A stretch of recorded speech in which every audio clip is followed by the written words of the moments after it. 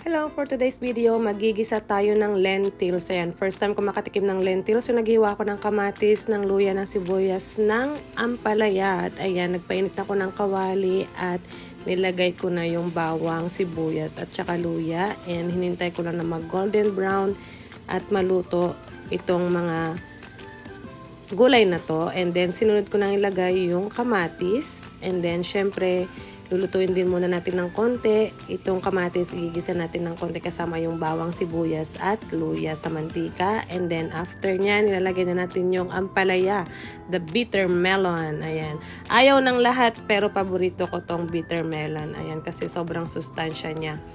Ayan.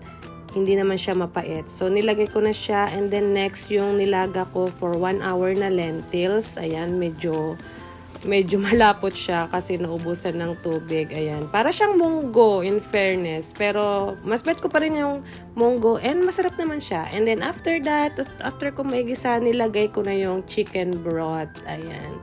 So, bumili ako ng chicken broth. Pwede rin namang tubig din ang ilagay nyo. It's up to you kung paano nyo palalasahin ng malasa yung sabaw na ilalagay nyo sa inyong ginisang lentils. Ayan. So, ginisa ko lang ng konti. And then, nilagyan ko ng konting seasoning.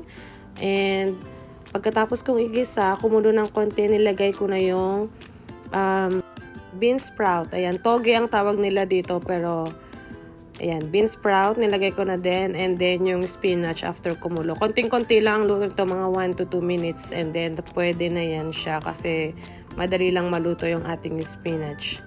Ayan. So, hilalo-halo lang natin. And then, nilagay ko na yung prinito ko kanina na chicken breast. O, diba? So, may protein tayo kahit papano. And, ayan na nga, nagluto din ako ng kanin para may kakainin tayo kasama ang ating bean soup, the lentil soup. Ayan. So, masarap to sa tag-ulan. Ayan. So, kakain na tayo. Titikman natin syempre yung luto natin. O, diba? Ang sarap. Thank you for watching!